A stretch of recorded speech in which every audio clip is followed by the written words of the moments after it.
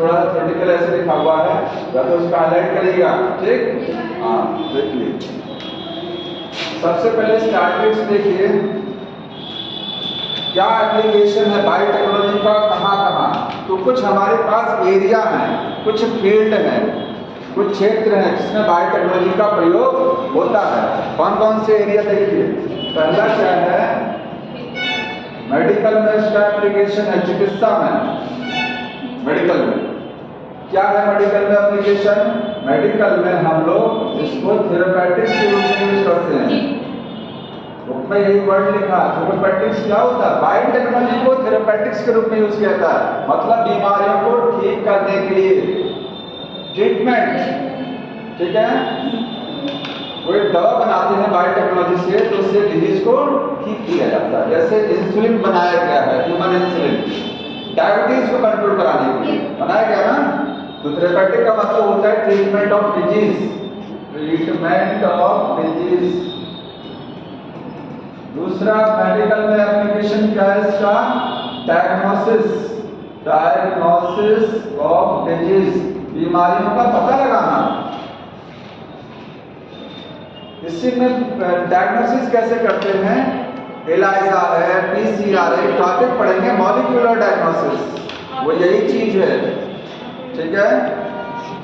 तीसरा application gene therapy, हम disease को ठीक करते हैं, ठीक है, लेकिन हम जेनेटिक डिजीज को भी ठीक कर सकते हैं इससे। सभी नहीं किया गया है, कुछ डिजीज को ठीक किया गया है। तो जीन थेरेपी मेडिकल एप्लीकेशन में आता है इसका, समझ आया। अब एग्रीकल्चर में बायोटेक्नोलॉजी का एप्लीकेशन, एग्रीकल्चर कृषि में, खेती में क्या एप्लीकेशन है, तो हम ट्रांसजेनिक प्लांट बनाते हैं। क्या बनाते हैं इससे, ट्रांसजेनिक प्लांट बनाते हैं, ऐसे प्लांट जिसको हमने बायोटेक्नोलॉजी की मदद से चेंज कर दिया, जैसे बीटी कॉटन, बीटी ब्रिंजल, ये पूरा टॉपिक पढ़ेंगे हम, कैसे बनाते हैं, क्या होते हैं, ठीक। अगला एप्लीकेशन फूड प्रोसेसिंग में है, फूड प्रोसेसिंग या प्रोसेस्ड, बुक में लिखा गया प्रोसेस्ड फूड बनाना। प्रोसेस्ड फूड जानते हैं क्या है, जैसे इडली, डोसा और ये ब्रेड हो गया, ये सब बायोटेक्नोलॉजी का एप्लीकेशन जो है। वाइन का प्रोडक्शन कराना, बियर का प्रोडक्शन कराना, कर्ड बनाना, ठीक। तो फूड प्रोसेसिंग एप्लीकेशन। अगला एप्लीकेशन बायोरिमीडिएशन, बायोरिमीडिएशन, बायोटेक्नोलॉजी का अगला एप्लीकेशन क्या है, बायोरिमीडिएशन का मतलब पॉल्यूशन को घटाना, ठीक है। जो पॉल्यूटेंट होते हैं जिसकी वजह से प्रदूषण होता है, उसको कम करने में भी इसका रोल है, समझ आया। इसमें वही चीजें बनाया गया है, जैसे सुपर बग, जो ऑयल ईटिंग बग बनाया गया, वो बायोरिमीडिएशन। बायोरिमीडिएशन लिख लीजिए, रिमूवल ऑफ द पॉल्यूशन या रिडक्शन ऑफ पॉल्यूशन, पॉल्यूशन को घटाना। तो बायोटेक्नोलॉजी से अगर हम पॉल्यूशन घटा रहे हैं उसको बोलते हैं बायोरिमीडिएशन। अगला एप्लीकेशन है water treatment, waste water treatment. Waste water, जो खराब जल होता है, दूषित हो जाता है, उसको साफ किया जाता है। सीवेज ट्रीटमेंट प्लांट बड़ा है ना, वो यही है। उसमें माइक्रोब को यूज किया जाता है नाले के पानी को, गंदे पानी को साफ करने के लिए, ठीक। और अगला है 6 number energy production, energy production. ये सब लाइन से लिखा हुआ है, टिक कर लीजिएगा, लेकिन थोड़ा डिटेल समझाया हमने। एनर्जी प्रोडक्शन का मतलब क्या है, बायोटेक्नोलॉजी से हम एनर्जी बना सकते हैं। एनर्जी का मतलब बायोगैस, बायोगैस में आखिर माइक्रोब तो होता है, ठीक है। तो बायोगैस प्रोडक्शन, बायोगैस को बनाना, बायोडीजल बताया था आपको, बायोफ्यूल जिसको कहते हैं, बायोफ्यूल का प्रोडक्शन कराना, ये सब इसमें आएगा। और कुछ लिखा है और नहीं।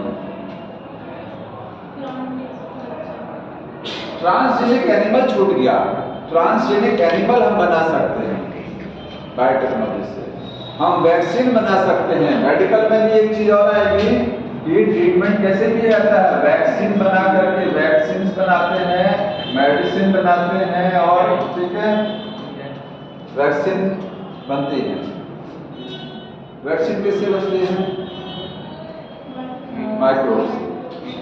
बायोटेक्नोलॉजी की मदद से हमने वैक्सीन प्लांट में भी बनाई है, प्लांट में, देखिए उस प्लांट को खाएंगे तो वो वैक्सीन का काम करता है। एडिबल वैक्सीन बोलते हैं, खाने वाली वैक्सीन, एडिबल। समझ में आया? ये इतना हो गया। अब इसके बाद देखिए एक पैराग्राफ पढ़िएगा, उसमें सेकंड पैराग्राफ ठीक लिखा हुआ है, उसको थोड़ा सा लिखा है, ऐसे आप लिख लीजिए, three critical research areas of biotechnology.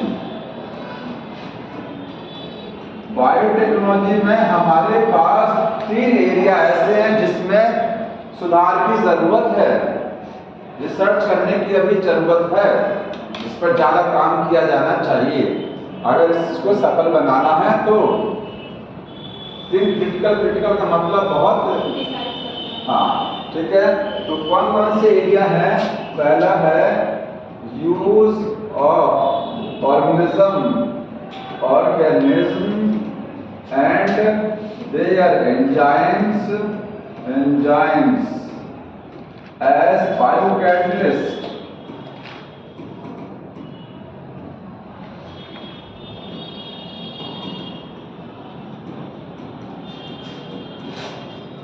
सबसे बड़ी चीज तो ये है, अगर आप बायोटेक्नोलॉजी करा रहे हैं तो आपका मकसद क्या है? ज्यादा बढ़िया क्वालिटी का प्रोडक्ट बनाना और ज्यादा मात्रा में बनाना, ये तो मकसद होता है। उसके लिए आप क्या करेंगे? आप जो ऑर्गेनिज्म सेलेक्ट किए हैं, जिसका जीन निकालने जा रहे हैं, वो ऑर्गेनिज्म अच्छा होना चाहिए, जीन अच्छी वाले होने चाहिए। तो हम पहली चीज क्या करेंगे? हम बेटर अच्छा ऑर्गेनिज्म यूज करेंगे एक्सपेरिमेंट में। दूसरा है, अगर हम उसका एंजाइम ले रहे हैं, होता ना कि कुछ ऑर्गेनिज्म का हम एंजाइम यूज करते हैं, ये पिछले चैप्टर में पहली लाइन लिखी गई है, तो अच्छा एंजाइम होना चाहिए, उनके एंजाइम भी अच्छे होने चाहिए। इसको बायोटेक्नोलॉजी में यूज, क्योंकि ये सब बायोकैटलिस्ट का काम करता है। आपको पता है एंजाइम तो बायोकैटलिस्ट है ही है। आखिर ये ऑर्गेनिज्म भी क्या है? कैटलिस्ट का काम है। अच्छा ऑर्गेनिज्म रहेगा, बढ़िया वाली जीन रहेगी, तो एक्सपेरिमेंट हमारा बहुत जल्दी आगे बढ़ेगा। कैटलिस्ट का काम करेगा ये चीज, समझ में आया? मेन चीज ये है, बाकी सारी चीजें सेकेंडरी है, ये प्राइमरी है। जो आप ले रहे हैं जीन वो अच्छी वाली होनी चाहिए। वही खराब हो गया तो लाख आप जो है वो स्टेरिलाइजेशन बढ़िया करा लीजिए, डाउनस्ट्रीम प्रोसेसिंग बढ़िया करा लीजिए, कोई मतलब नहीं है। दूसरा स्टेप क्या है? पढ़िए लिखा है, हाँ, प्रोवाइडिंग ऑप्टिमल कंडीशन।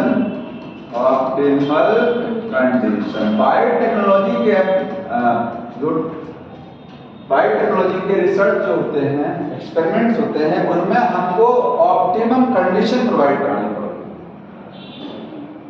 आपने जो जीन लिया है, जो एक्सपेरिमेंट कर रहे हैं, उसमें एनवायरनमेंट क्या होना चाहिए? प्रॉपर।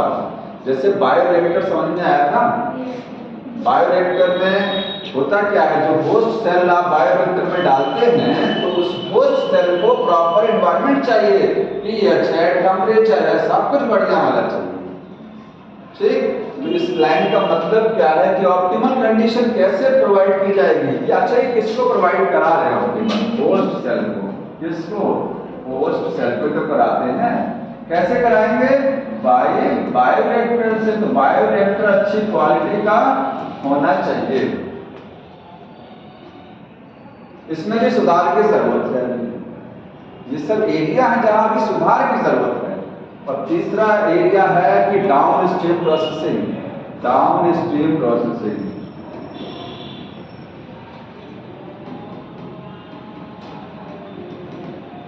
जानते हैं ये बच्चे इग्नोर कर देते हैं थोड़ा सा, ये जब आप लोग इग्नोर कर देते हैं, सोचते हैं तो बेकार लिखा, वो बकवास के फाइल आएंगे, देखा ना, समझ में आया? तो इसलिए इग्नोर कर देते हैं। वो कभी कभी आया था एग्जाम में special question, down stream processing का मतलब जब आपने प्रोडक्ट बना लिया, मार्केट में सप्लाई करने के पहले उसको टेस्ट करेंगे, उसको वेरीफाई करेंगे, आइसोलेट करेंगे, वो ठीक होनी चाहिए। तो इन सब में भी इम्प्रूवमेंट की जरूरत है। ये 3 क्रिटिकल रिसर्च एरिया है। समझ में आ रहा है?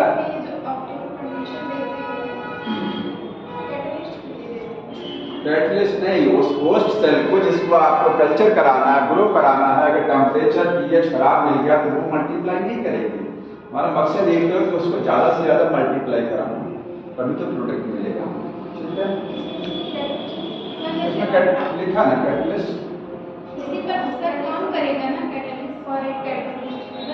कोई बात नहीं, ठीक, हाँ ठीक, कोई दिक्कत नहीं, इतना समझिए बहुत है। हो गया नहीं समझ में? देखिए देखिए आगे, अब आगे समझ में आएगा। अगर अब तक नहीं समझ में आया तो समझिए एग्रीकल्चर में क्या एप्लीकेशन। अब ध्यान समझिए, बायोटेक्नोलॉजी का एप्लीकेशन कहाँ बढ़ना है? Application in agriculture. सबसे पहले एग्रीकल्चर दिया है, कृषि में क्या है देखिए। पहले तो आप समझिए कि जो पहले एग्रीकल्चर में, अगर मैं कहूँ एग्रीकल्चर में फूड प्रोडक्शन आप कैसे बढ़ा सकते हैं, ज़्यादा मात्रा में अनाज उत्पन्न हो, ये आप कैसे बढ़ाएंगे? अच्छी खेती हो, अच्छी खेती हो कैसे, क्या क्या काम करेंगे? तो एक लाइन समझिए, टू इम्प्रूव, लिख लीजिएगा, अंडरलाइन भी कर लीजिएगा, टू इम्प्रूव फूड प्रोडक्शन। अगर फूड प्रोडक्शन को बढ़ाना है, भाई सबको खाना देना है ना, अब जितनी पॉपुलेशन है हमारे पास, सबका पेट भरना चाहिए, तो फूड प्रोडक्शन बढ़ाना पड़ेगा।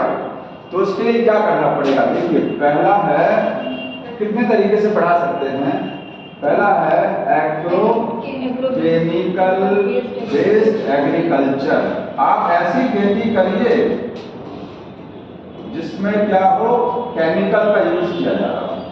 ये एक तरीका हो सकता है हमारे पास कि हम केमिकल खाद जो होती है हमारे पास ना, पेस्टिसाइड मिलाते हैं ना, इंसेक्ट को मारने वाली दवा और यूरिया है, ये सब रासायनिक खाद है, रासायनिक क्या है, जीवनाशक मिलाते हैं ना, तो हमारी पैदावार बढ़ जाती है। एक पुराना तरीका होता है, तो नुकसान भी करता है, लेकिन है सही तरीका इम्प्रूवमेंट करने का। दूसरा है, इससे अच्छा तरीका क्या है कि केमिकल ना यूज करके आप जो है जैविक खेती करिए, ऑर्गेनिक फार्मिंग। कहते हैं ना कि जो जैविक खेती से जो प्रोडक्ट बनाए जाते हैं वो नहीं मिलते हैं, ये ऑर्गेनिक फार्मिंग से बनाया हुआ है। ठीक, तो कोई बताएगा ऑर्गेनिक फार्मिंग करते क्या जैविक खेती में? केमिकल का प्रयोग 1% नहीं करेंगे, केमिकल का प्रयोग नहीं करते, इसलिए उसके प्रोडक्ट महंगे आते हैं। ठीक, उसमें हम अगर आपको खाद डालनी है तो या तो गोबर की खाद डालेंगे या तो बायो फर्टिलाइजर मिलाए जाते हैं। बायो फर्टिलाइजर हम जानते हैं, blue green algae, nostoc, anabaena, ये सब बायो फर्टिलाइजर। हम जो है माइक्रोब को, ब्लू ग्रीन एल्गी को हम मिला इसमें खाद के रूप में डालते हैं। खाद नहीं डालते केमिकल वाली, वो जैविक खाद होती है, उसमें एक्चुअली में रहता है blue green algae, nostoc, anabaena. समझ में आया? जीवाणु रहते हैं। और अगर आपको इंसेक्ट मारना है तो आप पेस्टिसाइड नहीं मिलाएंगे, कीड़े मार दवा नहीं मिलाएंगे। उसमें कौन सी दवा रहेगी? वो भी कीटाणु, वो जीवाणु रहेंगे, वो जीवाणु रहेंगे, वो क्या करेंगे? इंसेक्ट को मारेंगे। आता है बीटी स्पोर आता है, पानी में भरिए, छिड़क दीजिए, ठीक है, और उस पर जो है वो केमिकल नहीं है, सारे कीटाणु और कोई अटैक करेगा मर जाएंगे। समझ में आया? तो हम बैक्टीरिया को यूज करते हैं खाद के रूप में, बैक्टीरिया को यूज करते हैं कीटाणु कीड़ों को मारने के लिए, तो नुकसान नहीं करता। वो ऐसी खेती को बोलते हैं ऑर्गेनिक खेती। तो दूसरा तरीका है इंप्रूवमेंट करने के, जो आप इससे बढ़िया तरीका है ऑर्गेनिक फार्मिंग कर लीजिए। ऑर्गेनिक फार्मिंग, ऑर्गेनिक फार्मिंग में क्या यूज करते हैं? बायोपेस्टिसाइड। बायोपेस्टिसाइड, बायोपेस्टिसाइड का मतलब कीड़े को मारने वाली जो हम दवा का यूज करके वो जीवाणु यूज कर रहे हैं, उसको बोलते हैं बायोपेस्टिसाइड। और एक होता है बायो फर्टिलाइजर। बायो फर्टिलाइजर ये क्या है? ये जैविक खाद है और जैविक कीटनाशक है, दोनों में जीवाणु है। ठीक, तीसरा तरीका क्या हो गया, इससे भी बढ़िया तरीका ये ऐसा है कि वो कीड़ों को मारने से अच्छा है कि वो जीन, ऐसी जीन प्लांट में ले जाके डाल दो कि कोई कीड़ा जैसे अटैक करे तो मर जाए खाते हुए। तीसरा सबसे अच्छा तरीका क्या है, इनसे ये सब बड़े महंगे आते हैं, देखिए रासायनिक खाद से ज्यादा महंगा आता है ये, इसीलिए जैविक खेती महंगी पड़ती है, ऑर्गेनिक फार्मिंग। तो इससे भी बढ़िया तरीका यह है कि जेनेटिक इंजीनियरिंग से आपके पास कोई प्लांट है, इसमें लग रहा कीड़ा, तो क्या करेंगे, इसमें एक ऐसी जीन को डाल दीजिए जिससे क्या हो, कोई कीड़ा बैठे खाए तुरंत वो खत्म हो जाए। वो भी करके दिखाएंगे अभी, ठीक। वो सबसे अच्छा तरीका है। तो जेनेटिक इंजीनियरिंग तीसरा तरीका है। तो तीसरा तरीका क्या है, genetically modified engineering, modified plant को आप यूज करिए, उनसे खेती करिए, सबसे बढ़िया है। तो तीन जो है तरीके हैं फूड प्रोडक्शन को बढ़ाने के। एग्रोकेमिकल का मतलब होता है एग्रीकल्चर में जो केमिकल यूज किए जाते हैं वो होते हैं एग्रोकेमिकल। सबसे पुराना तरीका ये है, ये सब नए तरीके हैं। हाँ अरे होता था, मैं ये नहीं कह रहा हूँ, बहुत पुराना तरीका, उसके बाद ही बनवाया है, सबसे लेटेस्ट। ठीक, फिर टाइम कैसे चल रहा है, नहीं ये सही तरीका है ना, ये तुम्हारी घड़ी गलत चल रही है, उल्टा चल रहा है। अब एक चीज और देखिए, 1960 में क्या हुआ था, 1960 में, थोड़ा सा पहले इसमें वैसा दिया थोड़ी, 1960 में, मिड 1960 ग्रीन रेवोल्यूशन हुआ, हरित क्रांति आई, पता सबको। मिड 1960 में क्या हुआ, ग्रीन रेवोल्यूशन आया, ग्रीन रेवोल्यूशन हुआ, हरित क्रांति आई। सबको पता है ना ग्रीन रेवोल्यूशन क्या है, पहले अच्छे से। जब उस समय पॉपुलेशन बहुत तेज बढ़ रही थी तो भारत के साइंटिस्टों ने या विदेश ने क्या सोचा कि हम क्यों ना गेहूं, और क्योंकि मेन फूड क्या है हमारा, गेहूं और चावल, बाकी तो सब है लेकिन मेन ये, तो गेहूं और चावल की नई वैरायटी को बनाया गया। कैसे बनाया गया होगा, जेनेटिक इंजीनियरिंग नहीं थी उस समय, 1960 में क्रॉस हाइब्रिडाइजेशन करा करके ना, संकरण, इसका पॉलिनेशन इस पे ले गए, उसका इस पे ले गए। तो मिड 1960 में ग्रीन रेवोल्यूशन हुआ, व्हीट और राइस की नई नई वैरायटी बनाई गई। किसकी बनाई गई, व्हीट और राइस की इंप्रूव्ड वैरायटी बनाई गई, इंप्रूव्ड वैरायटी, सुधरी हुई वैरायटी बनाई गई, प्रोड्यूस की गई।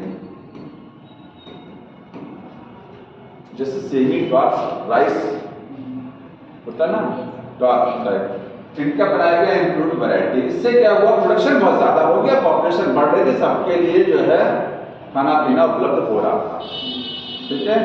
तो इससे फूड प्रोडक्शन बढ़ गया, फूड प्रोडक्शन क्या हो गया, इंक्रीज कर दिया, ये इंक्रीज। ये है ग्रीन रेवोल्यूशन। ग्रीन रेवोल्यूशन पूछा जाता है इसके जनक कौन है, तो एमएस स्वामीनाथन है, MS Swaminathan, father of green revolution India में, लेकिन पूछा है इंडिया के, और फादर ऑफ वर्ल्ड में कौन है, Norman E Borlaug, father of green revolution world level पर पूछा है, लिखिएगा नॉर्मन ई बॉरलॉग, ये father of green revolution world level पर समझ में आया। अब और पैराग्राफ पढ़ेंगे, उसमें और समझिए क्या लिखा। देखिए लाइन टू लाइन करते रहिए और पढ़ेंगे क्या है। और ये बताया गया ग्रीन रेवोल्यूशन का फायदा भी है, नुकसान भी है। इसका भी नुकसान है, इतनी मेहनत की गई लेकिन फिर भी इसका कुछ नुकसान है, ठीक है। और इसका बेनिफिट भी है। बेनिफिट इसका क्या है, फूड प्रोडक्शन बढ़ गया ना, फूड प्रोडक्शन बढ़ गया, इसका बेनिफिट है। और इसका नुकसान क्या है, ड्रॉबैक। देखिए इसका ड्रॉबैक क्या है, इसमें हम लोग फर्टिलाइजर जो यूज करते थे वो केमिकल यूज करते थे, क्योंकि उस समय ऑर्गेनिक फार्मिंग नहीं होती थी। तो जो केमिकल फर्टिलाइजर थे, जो केमिकल्स यूज किए जाते थे, यूज किसके लिए? एज फर्टिलाइजर के रूप में यूज करते थे और पेस्टिसाइड के रूप में यूज करते थे। पेस्टिसाइड के रूप में वो काफी एक्सपेंसिव थे, वाज एक्सपेंसिव। उस समय कहाँ लोगों के पास पैसा था इतना? आज कहेंगे तो आज ज़्यादा एक्सपेंसिव ये नहीं, आज वो ऑर्गेनिक फार्मिंग ज़्यादा एक्सपेंसिव देखी जाए। उस समय यही महंगा पड़ता था, यही महंगा पड़ता था उस समय, ये एक्सपेंसिव थे। दूसरा क्या है दिक्कत? ये जो है पॉल्यूशन, सॉइल पॉल्यूशन कराते थे, सॉइल पॉल्यूशन होता था इन सबसे, सॉइल पॉल्यूशन, मिट्टी खराब हो जाती थी। ठीक। तीसरी एक सबसे बड़ी समस्या थी कि गेहूं और चावल पर ज्यादा जोर दिया गया था, बाकी पर ध्यान नहीं दिया गया, बायोडाइवर्सिटी कम होने लग गई। भाई देखिए, फसल में उगाई तो सब फसल उगाई ना, तो बायोडाइवर्सिटी बनी रहेगी। जब एक ही फसल पर ज्यादा ध्यान दे देंगे तो बायोडाइवर्सिटी डिक्रीज हो गई थी, बायोडाइवर्सिटी क्या हो गई थी? वो डिक्रीज हो गई थी due to excess use of wheat and rice, उस पर ज्यादा ध्यान दिया गया था। और कुछ लिखा है, पढ़िए क्या है प्रोडक्ट में।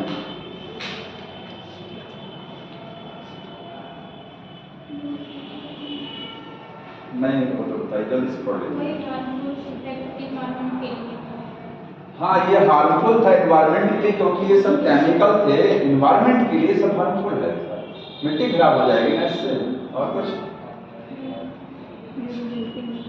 उसको गौर से पढ़िएगा, कल लाइन छूट रही है, मुझे याद आ रहा है, आप गौर से पढ़ लीजिएगा उसको, पैराग्राफ समझ में आया? क्या नहीं ना, उसमें है कुछ लिखा हुआ है, मिला? नहीं मिला? नहीं मिला तो बता देना इसके लिए मैनेजमेंट। हाँ, ये तो राइट समझा तो देख कहाँ गया, इंपोर्ट करो बैठ के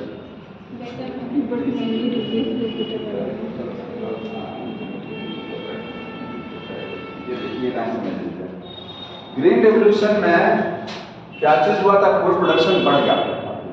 क्यों बढ़ा था? क्यों ज्यादा प्रोडक्शन बढ़ गया? या फायदा क्या था? उसमें हम लोगों ने इम्प्रूव्ड वैरायटी यूज की। सबसे पहली चीज तो अच्छी वैरायटी व्हीट और राइस यूज किया गया था।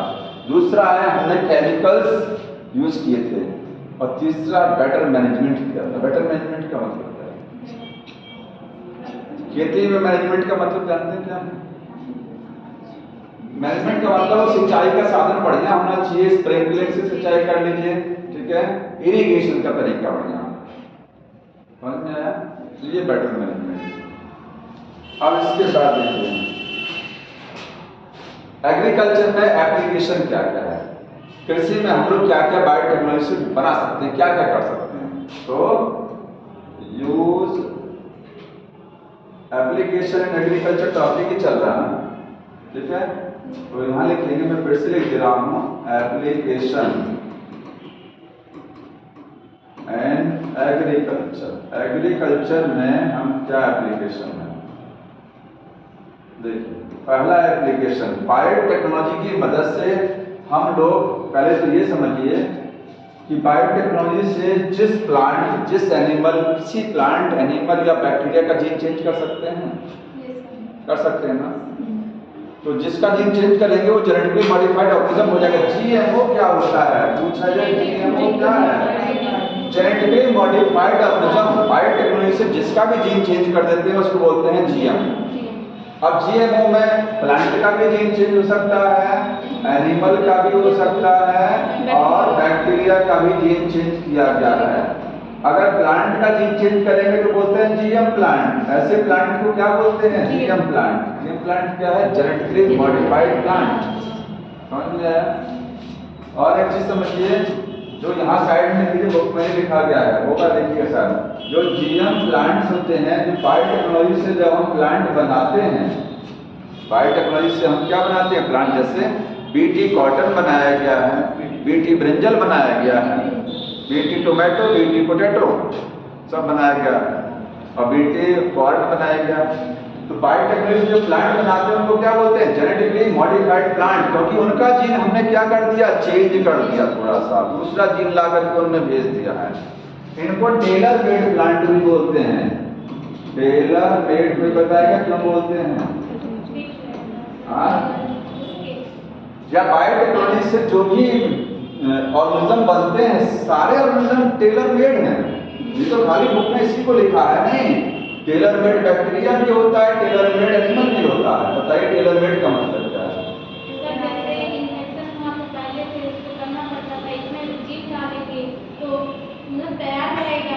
ऐसा नहीं, और भी बताइए टेलर क्यों लिखा है?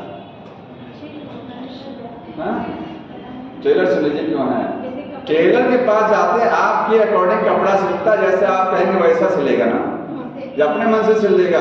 नहीं, अपनी फिटिंग हम बनवाएंगे। रेडीमेड में तो फिटिंग नहीं मिलती है, टेलर आपकी फिटिंग देता है। वैसे ही ये जो किसी भी प्लांट का, अगर आप ये प्लांट आप चाहते हैं हमारे इच्छा से चले, हमारे अकॉर्डिंग इसमें जो है ये काम करे, हमारे अकॉर्डिंग फल आवे, हमारी इच्छा के अनुसार ये कोई प्रोडक्ट बना के दिखाए, तो आप उस जीन को इसमें भेज दीजिए, आपकी इच्छा से चलेगा नहीं चलेगा? आपके अकॉर्डिंग जो है ये प्रोटीन बना के दिखाएगा, आपके अकॉर्डिंग इसमें फल आएंगे, ठीक है, आपके अकॉर्डिंग ये पेस्टिसाइड रेजिस्टेंट हो जाएगा, सब कुछ आपके हिसाब से चलेगा। ये टेलर मेड तो है, ठीक है।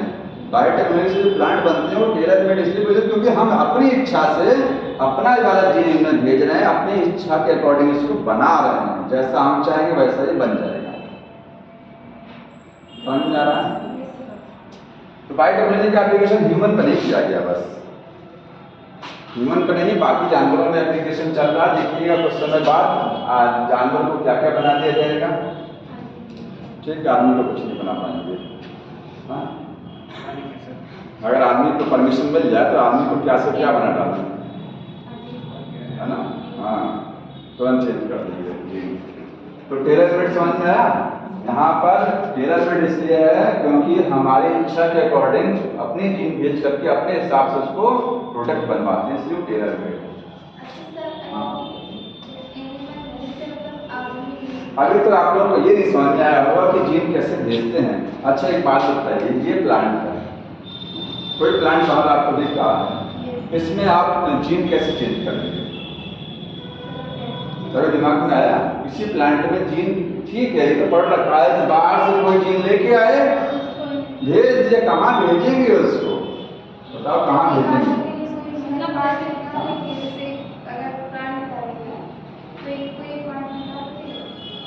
नहीं, हम ये कह रहे हैं आपके पास एक बढ़िया वाली जीन है, उस जीन को किसी प्लांट में भेजना चाहते हैं, तो कहाँ भेजेंगे उसको? जहाँ से प्रोटीन बनेगा, जहाँ से डिवाइडिंग सेल बनेगा। अच्छा, यहाँ चिपका दें? नहीं, इसमें आप कुछ नहीं कर सकते। इसकी अगली पीढ़ी सुधरेगी, इसमें कुछ नहीं होगा। इस प्लांट में आप कुछ कर नहीं सकते हैं, इसमें कोई चेंज नहीं आएगा। जान लीजिए, वो समझाएंगे आपको। चेंज आएगा कैसे? वो टिश्यू कल्चर से होता है। जब आप जीन भेजते हैं तो प्लांट में नहीं भेजते हैं जीन को, ठीक है, उसको मैं बताऊंगा।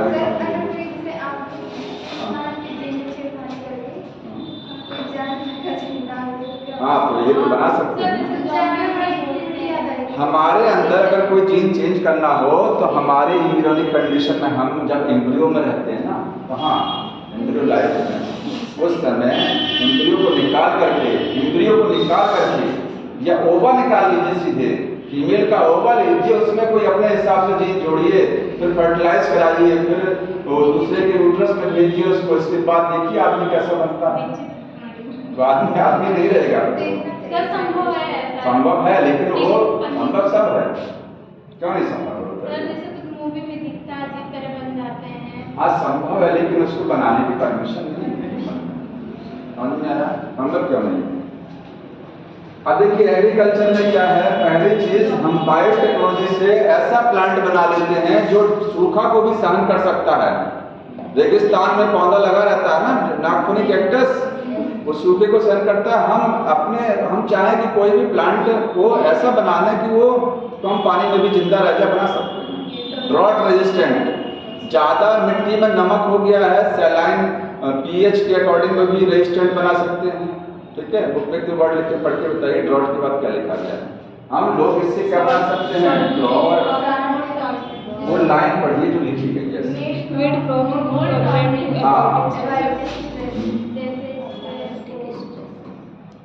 बायोटेक्नोलॉजी से हम ऐसा प्लांट बना सकते हैं जो that can tolerate environmental stress.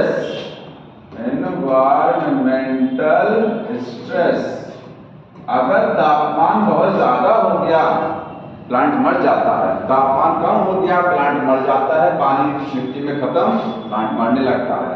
तो ऐसा बना दीजिए कि पानी कम हो जाए तब भी ना मरे, टेम्परेचर हाई हो जाए तब भी ना दिक्कत हो उसको। ठीक, इन्वायरमेंटल स्ट्रेस को सहन कर सकते हैं। तो कैसे करेंगे, जैसे सूखा ऐसे प्लांट, अगर आपको प्लांट बनाना ड्रॉट रेजिस्टेंट तो उसमें उस प्लांट की जीन को डालिए जो प्लांट ड्रॉट को सहन करता है पहले से। डिजर्ट के प्लांट की जीन को लाइए और कौन सी जीन जो सूखे को सहन करती है उस जीन को ट्रांसफर कर दीजिए, वो भी वैसा हो जाएगा। तो हम ऐसे प्लांट को बना सकते हैं ड्रॉट रेजिस्टेंट। ठीक, दूसरा क्या है, और रिड्यूस, बायोटेक्नोलॉजी से reduce dependence on chemical pesticide, chemical fertiliser और पेस्टिसाइड। बायोटेक्नोलॉजी की मदद से हम एग्रीकल्चर में एक काम और करते हैं कि प्लांट जो है केमिकल पर ना डिपेंड है। ठीक है, उसमें सीधे जीन ही ट्रांसफर कर दो और फर्टिलाइजर वाले जीन ट्रांसफर कर दीजिए। रिड्यूस, वो रिलायंस लिखा ना बुक में, रिलायंस का मतलब डिपेंडेंस होता है। ठीक है, हम प्लांट को केमिकल पर निर्भर होने का घटा देते हैं निर्भरता, ताकि वो केमिकल पर निर्भर ना रहे। जीन ट्रांसफर कर देते हैं, उनको केमिकल देने की जरूरत ही नहीं पड़ती है। आला समझ लीजिए। तीसरा है reduce post harvest loss, reduce post harvest loss, ये सब अंडरलाइन कर लीजिए, सीधा सीधा लिखा है। बायोटेक्नोलॉजी से काम ये भी किया जाता है कि पोस्ट हार्वेस्ट लॉस को घटा दिया जाता है एग्रीकल्चर। ये क्या होता है,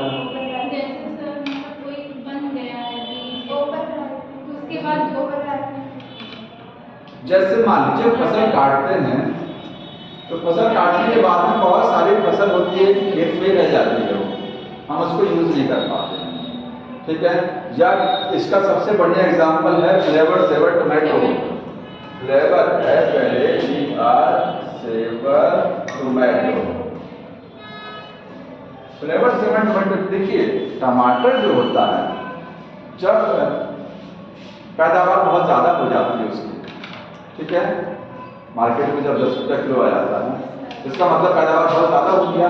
एक साथ एक रात बहुत सारे टोमेटो की पैदावार होती है, फिर उनको हार्वेस्ट किया जाता है, उनको खेत से काट तोड़ करके लाया जाता है।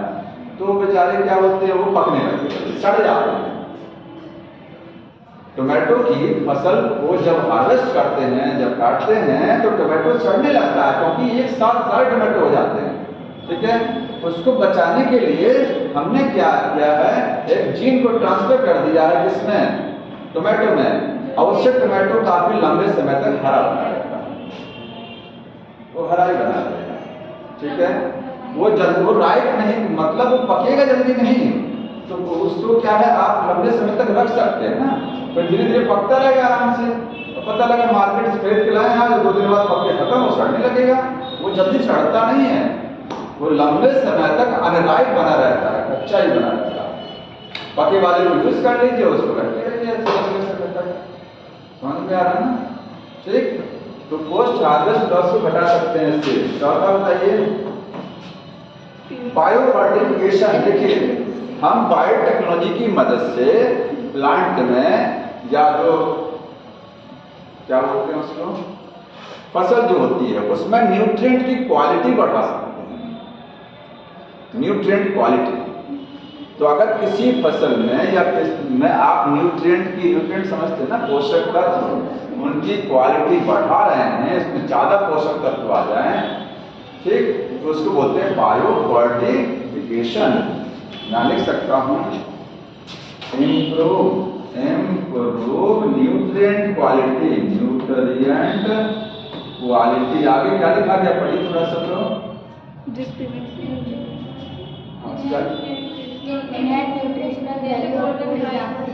न्यूट्रिएंट क्वालिटी इन फूड में सीधे लिख दे रहा हूँ। बायो, देखिए जैसे चावल में स्टार्च तो होता है, प्रोटीन बहुत ना के बराबर, कार्बोहाइड्रेट तो भरा है ना, पूरा होता है।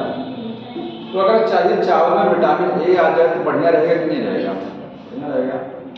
तो किसी भी फूड की कोई भोजन जो पौधा बना रहा है उसमें न्यूट्रिएंट्स बढ़िया वाले आ जाएं, अच्छे न्यूट्रिएंट आ जाएं, तो उसको बोलते हैं बायोफर्टिफिकेशन। को इससे कर सकते हैं, इसको क्या बोलते हैं, पूरे को इसी को बोलते हैं बायोफर्टिफिकेशन। आपने राशन पर पढ़ा होगा, जो राशन में स्कूलों में चावल जाता है वो बोलते हैं बायोफर्टिफाइड चावल है। कभी सुनिएगा ना कि फोर्टिफाइड चावल है। फोर्टिफाइड क्या होता है, उसमें न्यूट्रिएंट ज़्यादा होते हैं चावल में, समझ में आया? वो इम्प्रूव्ड वैरायटी है फसल की। ये इसका एग्जाम्पल है गोल्डन राइस। इसका एग्जाम्पल आप थोड़ा समझ लीजिए, चौथे नंबर का एग्जाम्पल लिख रहा हूँ। एग्जाम्पल क्या है, गोल्डन राइस। गोल्डन राइस एक चावल है जो कैसे बनाया गया है, इसमें जीन ट्रांसफर किया गया है। ये एक चीज समझिए, इसमें विटामिन ए होता है, विटामिन ए मौजूद होता है चावल में, इसमें विटामिन ए कंटेंट अच्छा है, विटामिन ए रिच है। कैसे विटामिन ए मिलता क्या? एक प्लांट होता है डैफोडिल, छोटी क्लास में पढ़ा होगा डैफोडिल। डैफोडिल या गाजर जानते हैं, गाजर में बीटा कैरोटीन जीन होती है, गाजर खाने से आंखों की रोशनी बढ़ती है, ठीक, विटामिन ए बनता है उससे, गाजर से। और डैफोडिल में भी एक जीन होती है जो विटामिन ए बनाती है, तो उस जीन को लिया गया, इधर देख सकते हैं, डैफोडिल से विटामिन ए बनाने वाली जीन ली गई। उस विटामिन ए की जीन को क्या बोलते हैं, बीटा कैरोटीन जीन। तो हमने राइस में क्या किया, हमने राइस में विटामिन बीटा कैरोटीन जीन को ट्रांसफर किया, ट्रांसफर कर दिया। कहां से? फ्रॉम डैफोडिल से किया, या तो डैफोडिल से, डैफोडिल, या फिर और कहां से कर सकते हैं, कैरेट से। कैरेट में भी बीटा कैरोटीन जीन होती है। इससे किसी भी फल में, सब्जी में विटामिन ए नहीं होता ही जाने के। कैरेट में विटामिन ए नहीं है, हाँ नहीं है, नहीं है, नहीं है। कैरेट में बीटा कैरोटीन होता है, विटामिन ए हमारी बॉडी बनाती है, उसमें नहीं होता है। हाँ, उसमें बीटा कैरोटीन हमारी बॉडी बनाती है विटामिन ए को। तो कैरेट में बीटा कैरोटीन जीन है, उसको वहां से निकाल करके या डैफोडिल से ट्रांसफर किया गया राइस में। तो राइस कैसा बन गया, गोल्डन राइस, ठीक है। अब इसका फायदा क्या हुआ, विटामिन की कमी पूरी होने लगी। इस गोल्डन राइस को कहाँ यूज किया जाता है जनरली? तो गोल्डन राइस को या तो पुअर कंट्री, जो देश गरीब हैं, पुअर कंट्री, या फिर जो डेवलपिंग कंट्री है जैसे इंडिया, डेवलपिंग कंट्रीज, वहां के लोगों को ज्यादा यूज करने दिया जाता है। मतलब वहां के लोग ज्यादा इसको यूज करते हैं गोल्डन राइस को। इंडिया में और जो गरीब देश हैं, जैसे नेपाल हमारा बगल वाला, वहां पर गोल्डन राइस को क्या है, ज्यादा यूज किया जाता है। क्यों? क्योंकि ये सबसे सस्ता सोर्स है विटामिन ए का। भाई देखिए, सब लोग चावल को ज्यादा खाते हैं, गाजर दिन भर खाते जाएंगे विटामिन ए पूरा करने के लिए ना। जो गरीब लोग बेचारे हैं, वो जो है लेबर लोग, क्या है, वो चावल मिल जाए वही बड़ी बात है उनके लिए। तो क्यों ना साइंटिस्ट ने सोचा कि ऐसा होने के खाने में विटामिन ए भेज दो, जो खाते हैं चावल उसी ऐसे चावल बना दो कि उनको विटामिन ए की पूर्ति हो जाए, उनको नाइट ब्लाइंडनेस की समस्या कभी नहीं होगी। क्योंकि विटामिन ए की कमी से नाइट ब्लाइंडनेस नहीं होता है। क्या करें, विटामिन ए की कमी मतलब जनरली देखी जाती है ज़्यादातर में। देखी जाती है, लेकिन हम लोग देखिए जो पैसे वाले लोग हैं वो क्या है, वो फल खा लेंगे और सब चीज़ खा लेंगे। गरीब लोग क्या खाएंगे? उनके लिए वही चावल ही तो है। साइंटिस्ट ने बड़ा बढ़िया दिमाग लगाया कि चावल में भेज दीजिए, उनको रतौंधी नहीं होगा, क्योंकि विटामिन की कमी से नाइट ब्लाइंडनेस होती है। समझ में आ रहा है? इसलिए पुअर कंट्री में ज़्यादा प्रीफर किया जाता है इसको, और डेवलपिंग कंट्रीज में उनके लिए ये बेस्ट ऑप्शन है। समझ में आ रहा है?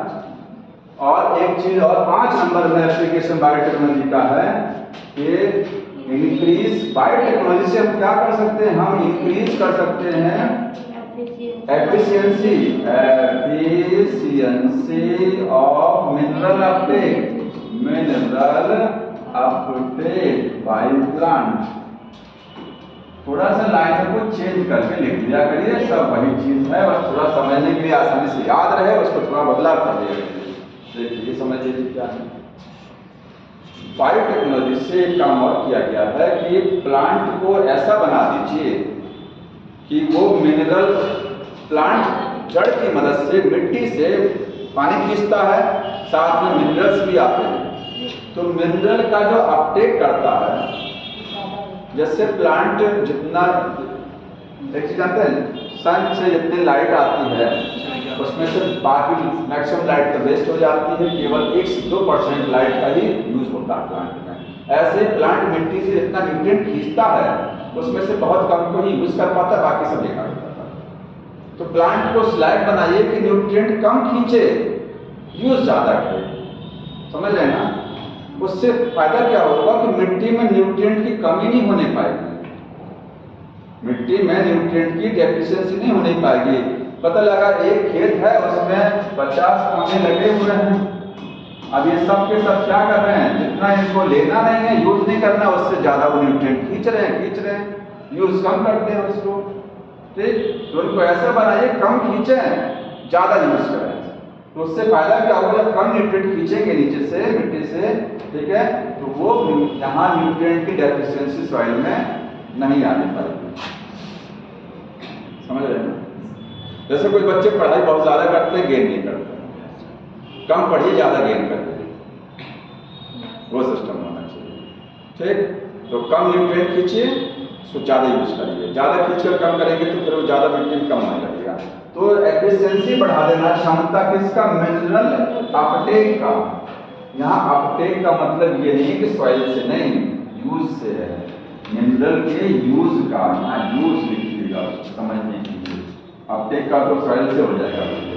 ये इतना एप्लीकेशन है बायोटेक्नोलॉजी का एग्रीकल्चर में। ठीक, अब एक चीज और बताते, देखिए हम आपको बता रहे थे कि कैसे किसी प्लांट को, जीन को आप चेंज करेंगे, कैसे चेंज करेंगे उसके जीन को। तो हम टिश्यू कल्चर से करते हैं। ठीक, किससे करते हैं? जैसे मान लीजिए आपके पास ये प्लांट है, आप चाहते हैं ये राइस का प्लांट है, चावल का है, और आप क्या बनाना चाहते हैं, गोल्डन राइस, इसमें विटामिन ए वाली जीन भेजना चाहते हैं। तो ये पौधा मिट्टी में लगा हुआ है, तो कैसे भेजेंगे, इसके किस पार्ट पे ले जाकर के लगाएंगे जीन को? नहीं, इसमें जीन को नहीं लगा सकते हैं आप। इसमें हम करेंगे क्या, देखिए हम यहाँ लिख लीजिएगा, फॉर जीन को ट्रांसफर करने के लिए, जीन ट्रांसफर करने के लिए क्या करते हैं, वी यूज टिश्यू कल्चर। हम लोग टिश्यू कल्चर इस टेक्निक को यूज किया जाता है। टिश्यू कल्चर से आप किसी भी प्लांट में जीन को ट्रांसफर करेंगे। वो बात अलग है कि हम प्लाज्मिड से ट्रांसफर कर रहे हैं कि बैक्टीरियोफाज, वो तो ठीक, वो तो किया ही जाता है, लेकिन टेक्निक कौन सी रहेगी, टिश्यू कल्चर। और टिश्यू कल्चर भी तो बायोटेक्नोलॉजी की टेक्निक है ना। अब कैसे करते हैं, जैसे आपके पास बहुत बढ़िया वाली जीन है, ये विटामिन ए वाली जीन है, विटामिन ए की जीन है, इसको भेजना चाहते हैं, तो क्या करेंगे, इसमें से किसी भी पार्ट से आप सेल निकाल लीजिए। क्या करेंगे, यहाँ से सेल निकालेंगे। जिस पार्ट से सेल को निकालते हैं, उस पार्ट को क्या बोलते हैं, एक्सप्लांट। इसको हम एक्सप्लांट भी कहते हैं। ये नई वाली बुक में लिखा हुआ, देखिए पुरानी वाली बुक में एक्सप्लांट, पुरानी वाली बुक में ये टॉपिक हटा दिया गया है, नए वाले में जोड़ा गया है। एक्सप्लांट करते हैं, प्लांट से जिस पार्ट को आप टिश्यू कल्चर के लिए निकाल रहे हैं उस प्लांट पार्ट को बोलते हैं एक्सप्लांट। ये सेल भी हो सकता है, ये टिश्यू भी हो सकता है, ये ऑर्गन भी हो सकता है, क्योंकि टिश्यू कल्चर में ऐसा नहीं है कि केवल हम टिश्यू को लेते हैं, टिश्यू सेल ऑर्गन कुछ भी ले सकते हैं। समझ में आया? ऑर्गन में आएगा एवरी को सेल निकाला। अब इस सेल को क्या करेंगे, यही आपकी होस्ट सेल है, यही आपकी होस्ट सेल है। कहते हैं प्लांट सेल में जीन को भेज सकते हैं प्लाज्मिड की मदद से, तो ये होस्ट सेल हो गया, यही आपकी होस्ट, इसी में जीन को भेजेंगे। तो इस जीन को क्या करेंगे, इस जीन को हम टीआई प्लाज्मिड में जोड़ेंगे। ये कौन सा प्लाज्मिड है, टीआई, और टीआई प्लाज्मिड में हमने जोड़ करके बना लिया रिकॉम्बिनेंट प्लाज्मिड। अब इस प्लाज्मिड को इस सेल में भेज सकते हैं, कई टेक्निक है, कैसे भेजा तो बता दिया। ये जीन आपने इस सेल में भेज दिया, ये सेल क्या हो जाएगी, जेनेटिकली मॉडिफाइड होगी, जेनेटिकली मॉडिफाइड सेल हो गया, मॉडिफाइड सेल। कैसे किया, हमने इसमें एलियन डीएनए को इंट्रोड्यूस कराया, एलियन डीएनए को यहाँ पर भेजा इस सेल। बस आपकी सेल का जीन क्या हो गया, चेंज हो गया। अब इस सेल को ग्रो कराइए न्यूट्रिएंट मीडियम में, क्या करेंगे, ग्रो कराएंगे इन न्यूट्रिएंट मीडियम में। एक्सप्लांट वही है, सेल से जो प्लांट से जो पार्ट आइसोलेट किया जाता है टिश्यू कल्चर के उस पार्ट को बोलते हैं एक्सप्लांट। कोई भी पार्ट ले सकते हैं, और रूट स्टेम लीफ किसी की भी सेल ले सकते हैं जनरली, लेकिन जनरली किसको लेते हैं, जनरल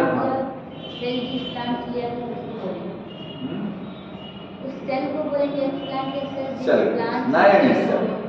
वो एक्स का मतलब बाहर करना, प्लांट का मतलब प्लांट। आदमी रिटायर हो जाता, लेता है एक्स सर्विसमैन, वो सर्विस से बाहर कर दिया गया, निकल गया, रिटायर हो गया। ये प्लांट से हमने बाहर किया है सेल को, ये है एक्स प्लांट, प्लांट से बाहर किया हुआ कोई पार्ट एक्स किया गया। समझ में आया? तो इसको न्यूट्रिएंट मीडियम में क्या करेंगे, ग्रो कराएंगे। तो सेल जानते हैं एक सेल से 4 बनती जाएंगी, सेल डिवाइड कर। अगर कहा जाए जनरली कौन सा पार्ट आप प्रेफर करेंगे, अगर आपको ऐसा प्लांट बनाना है जो वायरस से अटैक ना करे, इन्फेक्शन ना हो, हम मेरिस्टेमेटिक पार्ट को टच करेंगे। कारण समझते हैं, डिवीजन ठीक है, क्षमता ज्यादा होती है। आप अच्छा एक बात बताइए, आपने लीफ की सेल को ले लिया, तो क्या लीफ की सेल डिवाइड करेगी, परमानेंट टिश्यू तो डिवाइड नहीं करता है, परमानेंट टिश्यू तो डिवाइड नहीं करता है। ठीक है, आप टॉप की सेल ले रहे हैं, यहाँ से सेल उठाया, उसमें जीन को भेजा, तो मेरिस्टेमेटिक सेल तो डिवाइड करते जाहिर सी बात है। लेकिन रूट का सेल ले लिया आपने, स्टेम का ले लिया, वो तो डिवाइड नहीं करेगा, वो तो परमानेंट टिश्यू है, तब कैसे काम चलेगा, पड़ता है डी डिफरेंशिएशन पढ़ना। परमानेंट टिश्यू में डिवीजन कैपेसिटी वापस होती है, हम ऐसा केमिकल मिलाएंगे इसमें, ऐसा हार्मोन मिलाएंगे, प्लांट हार्मोन की, वो फिर से परमानेंट डिवाइड करने लग जाएगा, उसको बोलते हैं डी डिफरेंशिएशन। तो हम इसको ग्रो कराएंगे, तो ग्रो कराने में होगा क्या, सेल मल्टीप्लाई करेगा, सीधे मल्टीप्लाई करेगी सेल, 1.5 साल 1 से 2 से 4, और पूरा सेल का मास बन जाएगा। देखिए 1.5 साल सेल बन गई ना, सेल मल्टीप्लाई करके, इसी को क्या बोलते हैं, कैलस। ये क्या बन गया, कैलस। तो कैलस क्या होता है, CALLUS, कैलस क्या है, it is the undifferentiated mass of the cells. लिख लीजिएगा इसको, ये क्या है, अनडिफरेंशिएटेड मास का मतलब ग्रुप है ऑफ सेल, सेल्स का पूरा क्या है, मास है, और उसमें कौन सी सेल है, अब बताइए अनडिफरेंशिएटेड क्यों लिखा, group of the undifferentiated cells called callus. बताइए अनडिफरेंशिएटेड क्यों लिखा है, बताइए। ये नहीं है, ये सभी सेल एक जैसी हैं, ये बच्चे बैठे हैं सभी एक जैसे हैं, अनडिफरेंशिएटेड, इसी से कोई कुछ बन गया, कोई कुछ बन गया, सब डिफरेंशिएटेड हो गए, सबके काम अलग हो गए। अब ये सब सेल एक जैसी हैं, अभी देखिएगा, इसी से रूट बनेगी, इसी से लीफ बनेगी, इसी से स्टेम बनेगा, तब होता है डिफरेंशिएशन। समझ में आया? अरे मेरिस्टेमेटिक टिश्यू की सेल क्या हो, आखिर ये मेरिस्टेमेटिक हो गया, पहले परमानेंट था, हमने इसमें कुछ प्लांट हार्मोन मिलाए होंगे तो बन गया मेरिस्टेमेटिक, तभी तो डिवाइड कर रहा है कैलस से। इसमें मेरिस्टेमेटिक सेल हैं, सब एक जैसी हैं, अनडिफरेंशिएटेड। जब ये डिफरेंशिएटेड हो जाएंगे तो कहेंगे परमानेंट टिश्यू बन गया। तब इसमें कुछ बना देगा, पैरेंट कायमा किसी से बन जाएगा, कॉलिन कायमा, कहीं स्टेम कायमा, किसी से रूट बनेगा, लीफ बनेगा। तो अनडिफरेंशिएटेड का मतलब not differentiated. All cell same, लिख लीजिएगा, ऑल सेल्स क्या हैं, सेम है। कैलस की सभी सेल सेम होती है। अब इसमें डिफरेंशिएशन कैसे कराएंगे देखिए, इसमें आप ऑक्सिन मिलाएंगे, ऑक्सिन, और मिलाएंगे साइटोकाइनिन, तो इसमें डिफरेंशिएशन होगा। ठीक है, ऑक्सिन और साइटोकाइनिन। तो ये सेल क्या हो जाएगी, कैलस डिफरेंशिएटेड हो जाएगा, कैलस डिफरेंशिएटेड हो जाएगा। इसी में अगर आपने ऑक्सिजन ज्यादा कर दिया, ऑक्सिजन अगर थोड़ा है, याद रखिए अगर ऑक्सिजन ज्यादा है साइटोकाइनिन से तो बनेगा रूट, तो पहले रूट बनवाते हैं, ऑक्सिजन ज्यादा कर देते हैं तो रूट बन जाए, ऑक्सिजन रूट इनिशिएशन को प्रोवाइड कराता है, पढ़ेंगे। और साइटोकाइनिन ज्यादा कर देंगे तो स्टेम बन जाएगा। अगली बार क्या करेंगे, साइटोकाइनिन मोर कर दीजिए, ऑक्सिजन कम हो जाएगा तो बन जाएगा शूट। तो काम हो गया हमारा, रूट भी बन गया, शूट भी बन गया, तो छोटा सा एक प्लांट रेडी हो गया। इसी को बोलते हैं प्लांटलेट। प्लांटलेट समझते हैं, PLANT, बताइए प्लांटलेट क्या होता है। नर्सरी में छोटे छोटे पौधे जो ग्रो कराए जाते हैं, ये नर्सरी में नहीं कर रहे हैं, ये लैब में काम हो रहा है। लैब में बहुत छोटा छोटा पौधा ग्रो कराया गया है, उसको प्लांटलेट बोलते हैं। इसके बाद उसको ले जा करके फील्ड में, खेत में ऐसे रख देंगे, वो हो जाएगा क्या, अच्छा पौधा बना देगा। ठीक, ये है। अब टिश्यू कल्चर का फायदा नुकसान भी बहुत है, देख लीजिए, क्योंकि टॉपिक चल रहा है तो ये समझ लीजिए जल्दी से। टिश्यू कल्चर का क्या फायदा, कल्चर का बेनिफिट क्या है, बेनिफिट, और इसका बेनिफिट ही ज़्यादा है, नुकसान तो ऐसा कुछ नहीं, एडवांटेज ही है। ठीक है, नुकसान भी कह सकते हैं थोड़ा सा, ये कॉस्टली टेक्निक है, प्रॉपर हैंडलिंग चाहिए। सब लोग टिश्यू कल्चर नहीं कर सकते ना, झोला छाप लोग नहीं कर सकते हैं, तो वो उसका ड्रॉबैक में आता है। बेनिफिट्स जानते हैं कोई, बताइए। टिश्यू कल्चर का सबसे बड़ा फायदा बहुत सारे हैं। टिश्यू कल्चर से पूरी साल हम प्लांट ग्रो करा सकते हैं, क्योंकि हम लैब में करा रहे हैं।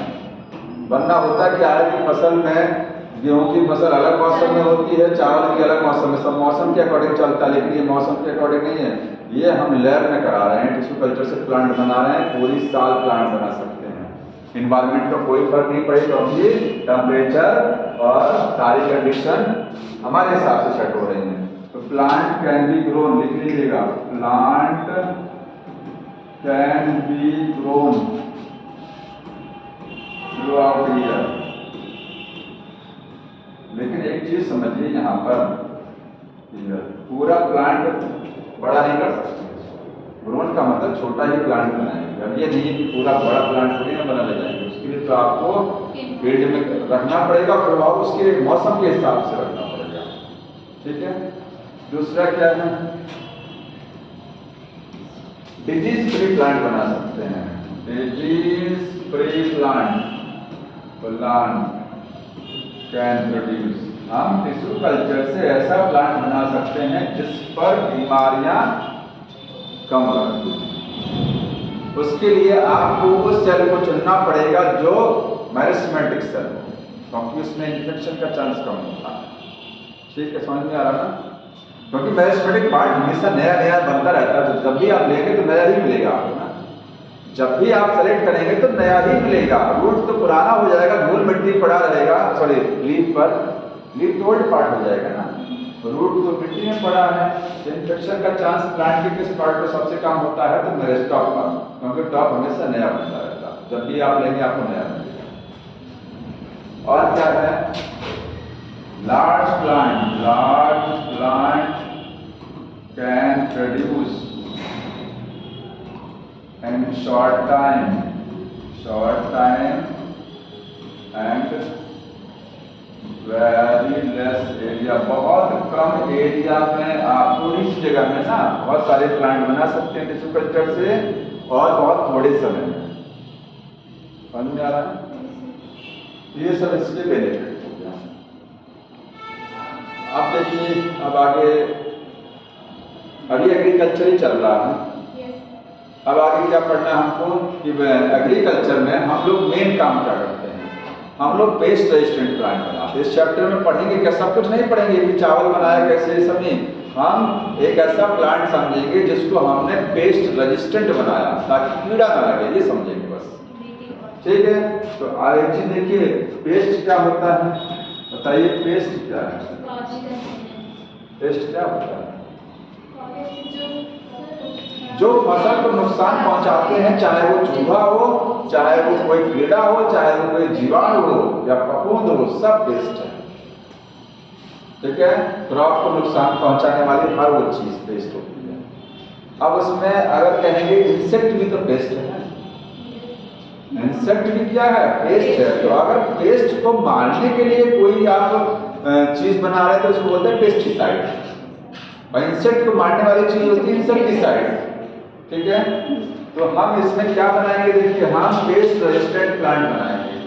देखिए हम क्या बनाएंगे, पेस्ट, या फिर ऑब्लिक करके लिख रहे हैं, या तो पेस्ट आप कहिए या फिर इंसेक्ट रेजिस्टेंट प्लांट बनाएंगे।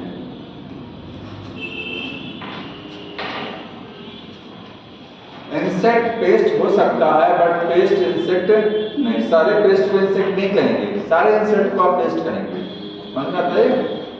हाँ आता है। इंसेक्ट को पेस्ट कह सकते हैं, लेकिन पेस्ट, हर पेस्ट इंसेक्ट नहीं होता है, क्योंकि कुछ पेस्ट हुआ भी तो होता है, वो इंसेक्ट कहाँ है। तो कैसे बनाएंगे, तो इसको समझ कौन कौन सा बनाया गया है, तो बनाया गया है बीटी कॉटन, अंडरलाइन कर लीजिएगा, बीटी कॉटन और बीटी ब्रिंजल बनाया गया है, बीटी पोटैटो है, टोमेटो है, राय है, ये सब बनाया गया टिकट, बहुत सारे हमको जो पढ़ना है ये दोनों। इसको समझने के पहले एक चीज देखिए, एक बैक्टीरिया होता है, बैक्टीरिया,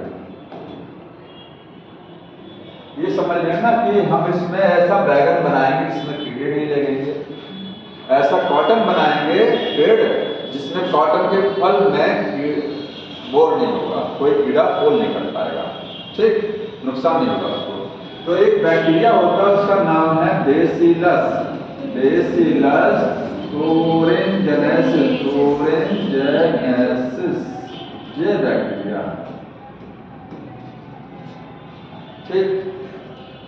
इस बैक्टीरिया से, ये बैक्टीरिया एक जहर बनाता है, टॉक्सिन, क्या बनाता है, टॉक्सिन। ये बैक्टीरिया एक टॉक्सिन प्रोड्यूस करता है, टॉक्सिन, या इसको कह सकते हैं क्रिस्टल प्रोटीन है। ये टॉक्सिन किस रूप में मिलता है देखने को, क्रिस्टल, केमिस्ट्री में समझते हैं ना क्रिस्टल, तो क्रिस्टल रूप में है ये क्रिस्टल प्रोटीन है, प्रोटीन है टॉक्सिन। टॉक्सिन क्या है, वो है तो जहर लेकिन है प्रोटीन, जैसे स्नेक का वीनम भी प्रोटीन होता है, ये प्रोटीन है लेकिन क्रिस्टल रूप में है, ठीक है। अब बैक्टीरिया क्या सारे बेसिलस thuringiensis इस टॉक्सिन को बनाते हैं कि कुछ बनाते हैं, बताइए? सब नहीं बनाते। जितने बीटी बैक्टीरिया हैं, ये बैक्टीरिया कौन सा है, बीटी बैक्टीरिया, इसको बोलते हैं बीटी बैक्टीरिया। सारे बीटी बैक्टीरिया टॉक्सिन नहीं बनाते हैं, लिख लीजिएगा, not all BT bacteria produce toxin, सभी टॉक्सिन नहीं बनाते हैं, प्रोड्यूस टॉक्सिन, पहली चीज तो ये हो गई, सब नहीं बनाए, कुछ ही बनाते हैं, कुछ इसके वैरायटी बनाते हैं। ये अगर लिख दे तो एक्स्ट्रा लिखना नहीं मिलेगा, ये आपकी बुक में ऐड कर लिया करिए या कॉपी में कहीं लिख दो, ऐसा मिल जाता है क्वेश्चन, फिर देखते रहेंगे, ठीक है। हाँ सम लिखना ना, वही कुछ ही बनाते हैं, आप सम लिख सकते हैं, नॉट ऑल का मतलब अंडरलाइन करके लिखिएगा, सम कुछ ही बनाते हैं केवल, सम बोला कर लीजिए। दूसरी चीज क्या है, ये बैक्टीरिया पूरे साल भर टॉक्सिन नहीं बनाता है, 24 घंटे में, कुछ समय के लिए, ड्यूरिंग स्पोरुलेशन, जब स्पोर बनाता है तब। स्पोर बैक्टीरिया कब बनाता है, जब बहुत गर्मी होती है, बहुत ठंडी होती है, विपरीत मौसम होता है, तभी तो स्पोर बनते हैं। तो टॉक्सिन कब बनता है, लिखिएगा during sporulation, during sporulation, spore बनाते समय मतलब अनफेवरेबल जब कंडीशन होती है, अनफेवरेबल जब इन्वायरमेंट होता है उस समय ये टॉप बनाएगा क्या चीज, ये टॉक्सिन।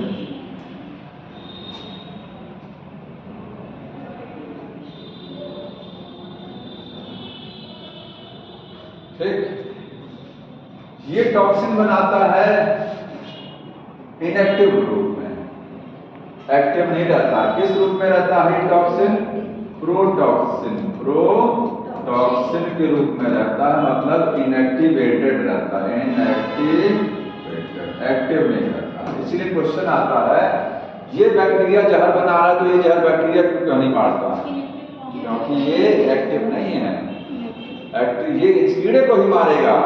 कीड़े को क्यों मारता है, क्योंकि कीड़े के हाथों में अल्कलाइन मीडियम होता है, जैसे जब कीड़े को पहुंचता है तुरंत वो खत्म।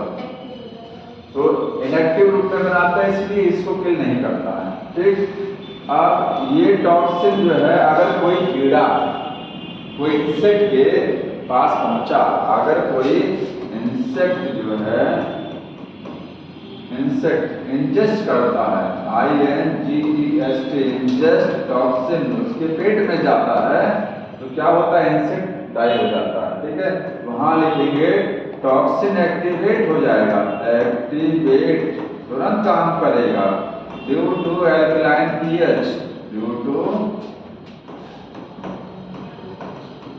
Alkaline pH in midgut of insect, insect के जो आहार नाल होती है उसका जो बीच वाला हिस्सा होता है वहाँ पीएच कैसा होता है, एल्कलाइन, वहाँ जाके तुरंत एक्टिव हो जाएगा। फूड प्रोडक्शन किससे, बीटी फंगस से, बीटी फसल से। फूड क्यों नहीं पड़ेगा भाई, इतना बढ़िया साइंटिस्ट दिमाग लगा रहे हैं इसमें, क्यों नहीं पड़ेगा। लेकिन बीटी ब्रिंजल को हमारे यहाँ यूज नहीं किया जाता, बताएंगे कारण क्यों नहीं यूज करते हैं। इससे फूड प्रोडक्शन का मतलब सुन लीजिए, फूड का मतलब फूड प्रोडक्शन नहीं बढ़ेगा। बढ़ने के दो तरीके देखिए, जब फसल पर कीड़ा नहीं लगेगा तो फसल खराब नहीं होगी तो जाहिर सी बात है पैदावार बढ़ेगी। अभी सोचिए आप जब बैगन की फसल लगी, बैगन खा के खत्म हो गया तो पैदावार तो बढ़ गई हमारी ना, 1 क्विंटल निकलना 85 किलो निकला, पैदावार घटेगी नहीं घटेगी, फूड प्रोडक्शन बढ़ता है।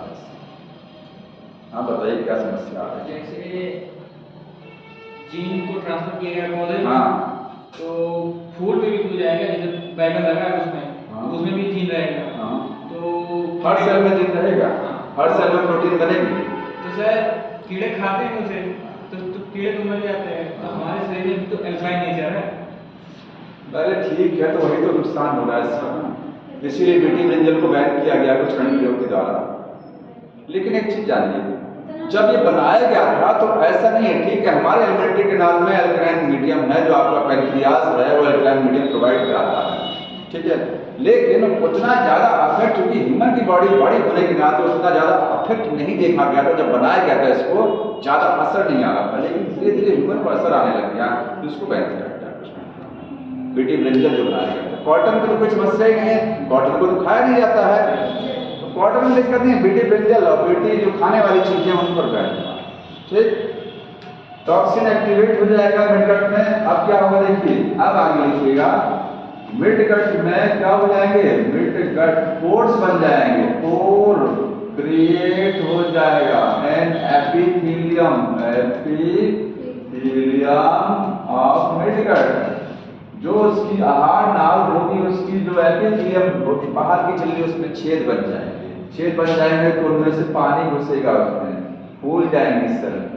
तो ये आहार नाल है, ठीक है, ये अंदर की लेयर है, इसमें छेद हो गया तो यहाँ से पानी पेट में से कहाँ जाएगा, सेल में, और सेल फूल जाएंगे, स्वेल कर जाएगी, स्वेलिंग आ जाएगी, आहार नाल में स्वेलिंग होगी, ठीक है, एंड लाइसिस।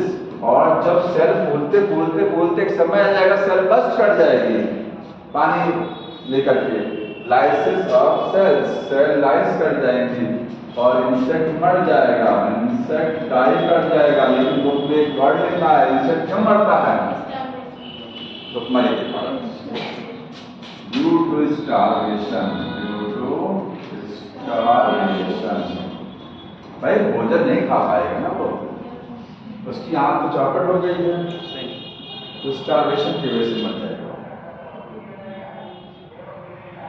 ये तो तरीका है कि बीटी जो है बैक्टीरिया है वो क्या बनाता है, वो किसको मारता है, तो कीड़ों को मारता है। अब बीटी टॉक्सिन कितने तरीके के कीड़े मार सकता है वो देख लीजिए, फिर बताएंगे कैसे जीन ट्रांसफर की जाती है। कहाँ तक हो गया? यहाँ देखिए, जो बीटी टॉक्सिन है, बीटी टॉक्सिन ये कितने तरीके, ये किसको किल करता है? किल इंसेक्ट को किल करता है। किस इंसेक्ट को? हर कीड़े को नहीं मारेगा, लिख लीजिएगा, नॉट ऑल, सभी इंसेक्ट को नहीं मारता है, कुछ पर्टिकुलर नाम देखिए। तो कितने को मारेगा वो देखिए।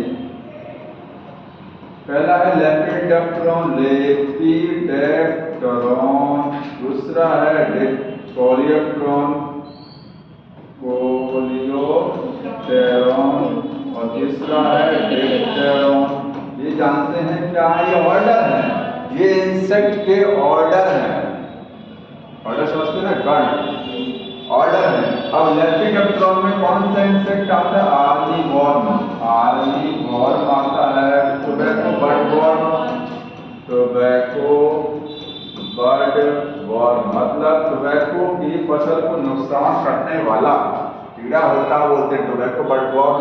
आर्मीवॉर्म में कीड़ा होता है, आर्मीवॉर्म जैसे सेना के तरीके से वो झुंड बना के चलते हैं, पूरा अटैक करते हैं आर्मी के रूप में, आर्मी वॉर्म बोले जाते हैं। कोलियोप्टेरॉन में आती है बीटल्स, कीड़े का नाम क्या है?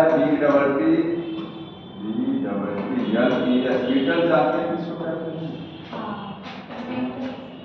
छोटा छोटा गुबरैला, गुबरैला छोटा छोटा, हाँ, जो गोभी ओभी पे कीड़े लगते हैं छोटे छोटे, वो बीटल्स होते हैं, हो सकते हैं। डिप्टेरॉन में कौन सा आएगा? मॉस्किटो फ्लाइज, फ्लाइज का मतलब जो ये मक्खी होती है, हाउस फ्लाई और मॉस्किटो आते हैं, मॉस्किटो।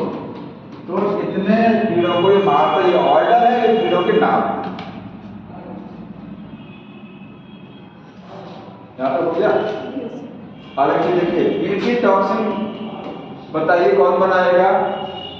बैक्टीरिया की कीड़ा, बैक्टीरिया बनाता है कि इंसेक्ट बनाता है?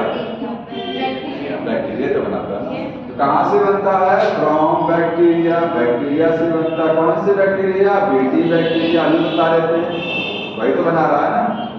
उसमें किस जीन से बनता है टॉक्सिन? क्राइजीन। उस जीन का नाम क्या है? क्राइजीन, क्राइजीन है ये, क्राइजीन नाम, क्योंकि क्रिस्टल प्रोटीन बनाती है जी। प्रोटीन जो है किस रूप में बनी है? क्रिस्टल, इसलिए इसका नाम हो जाता है क्राइजीन। ऐसी चीज जो क्रिस्टल प्रोटीन बना रही है, ठीक। अब क्राइजीन के भी टाइप है, तो क्राइजीन का भी टाइप होता है। जैसे कीड़ों के टाइप है, वैसे ही बैक्टीरिया में कई तरीके का क्राइजीन, मतलब बैक्टीरिया जो जहर बना रहा है वो जहर एक जैसा नहीं है, उसमें भी वैरायटी है। क्यों? क्योंकि हमारे पास वैरायटी वाले कीड़े हैं ना, कीड़े भी तो वैरायटी वाले हैं। तो क्या एक ही जहर से सारे कीड़े मर जाएंगे? नहीं, अलग अलग जहर अलग अलग कीड़े को मारेगा। तो जहर किससे बनता है? क्राइजीन से बनता है। इसका मतलब क्राइजीन के भी टाइप होते हैं। ये फलाना क्राइजीन इस टॉक्सिन बना रही है, इस टॉक्सिन को जहर को बना रही है, तो वो जहर से कीड़े को मारेगा, वो जहर उसको मारेगा। तो यहाँ लिख लीजिएगा कि क्राइजीन जो है, क्राइजीन वो कई टाइप की होती है। अब क्राइजीन किस टाइप की होगी, ये किस चीज पर निर्भर करता है? एक लाइन लिखा होगा, पढ़िएगा। टाइप ऑफ क्राइजीन, टाइप ऑफ क्राइजीन किस पर निर्भर करेगा? डिपेंड्स ऑन,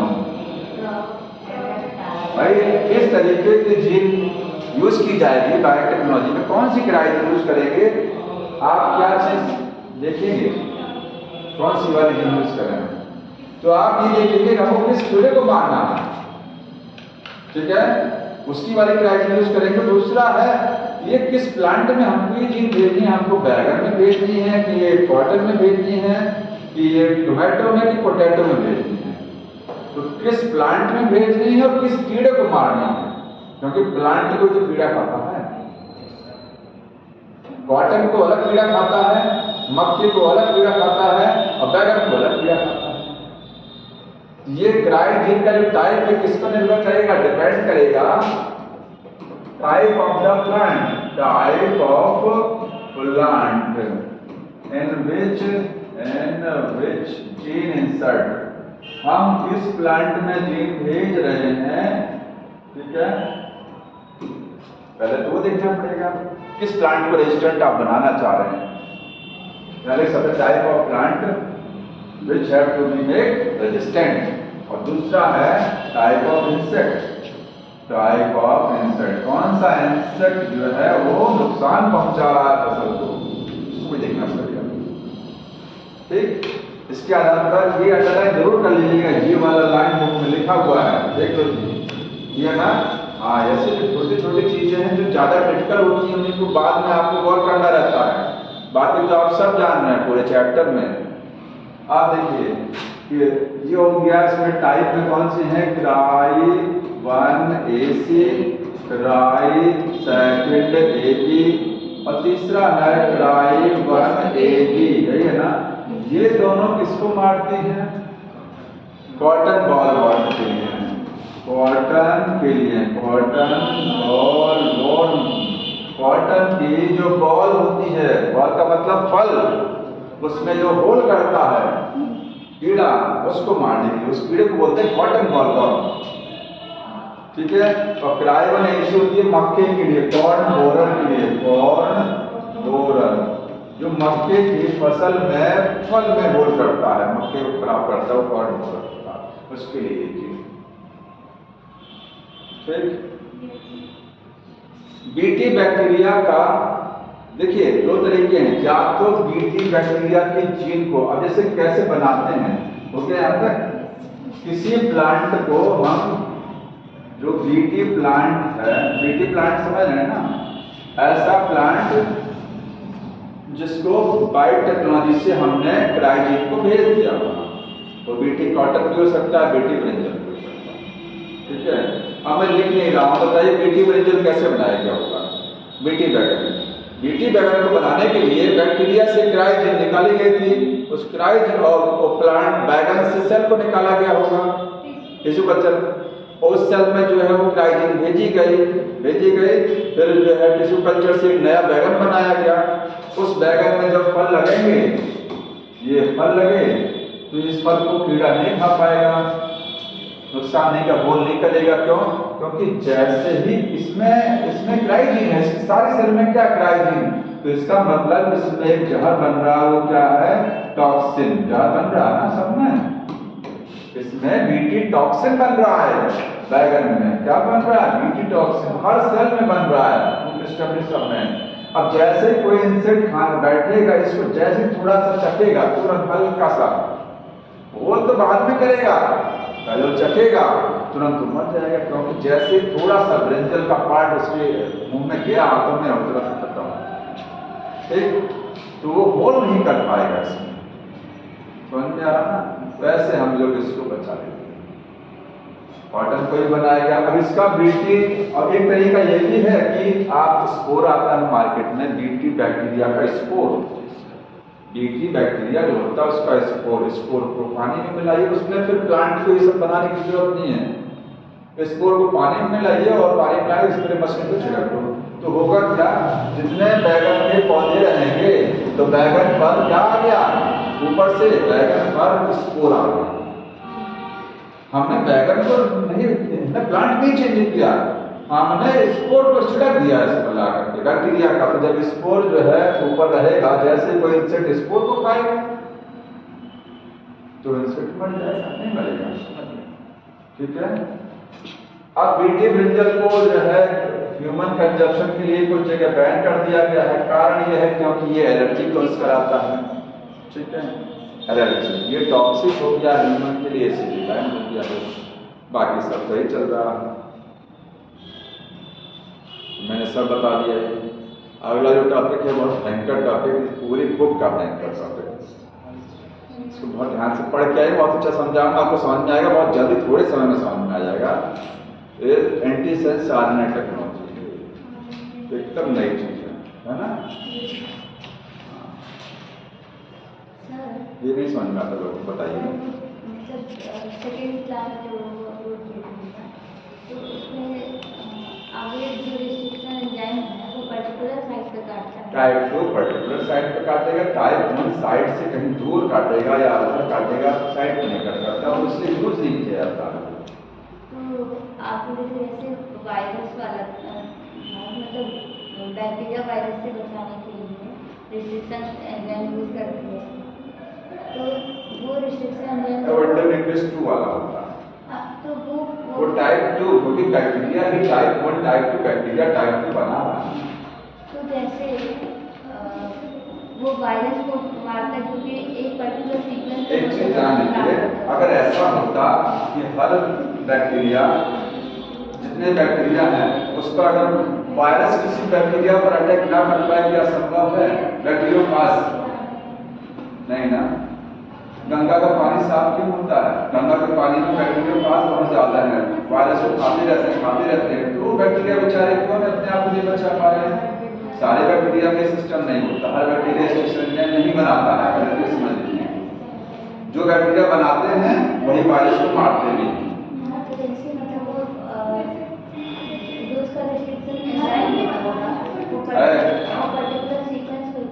पर्टिकुलर सीक्वेंस पे काटता है, तो वो पर्टिकुलर सीक्वेंस वायरस के पास होगा।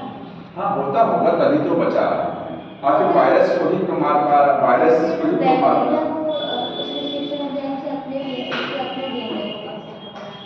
अपने डीएनए को कैसे बचाता है? अपने डीएनए को क्यों बचाना पड़ता है? क्योंकि सीक्वेंस को बस मतलब सीक्वेंस को वाला तो अच्छा, अपने डीएनए को नहीं बचा पाएगा, घर में मार हो जाएगा, अपना ही डीएनए कट हो जाएगा जिसको, क्योंकि उसी पर्टिकुलर आखिर बैक्टीरिया में भी वो सीक्वेंस मौजूद होती है। ये कोआर1 अगर कोई बैक्टीरिया बना रहा है, ये कोआर1 तो उसको काटने वाली GAA-TTC सीक्वेंस बैक्टीरिया के अंदर भी मौजूद होगी। और वायरस अगर है तो वायरस मरेगा, अगर वायरस के अंदर नहीं है तो वायरस मरेगा नहीं, जाने अगर है तो मर जाएगा। ये चीज है, तो आगे पढ़ के आइएगा, ठीक।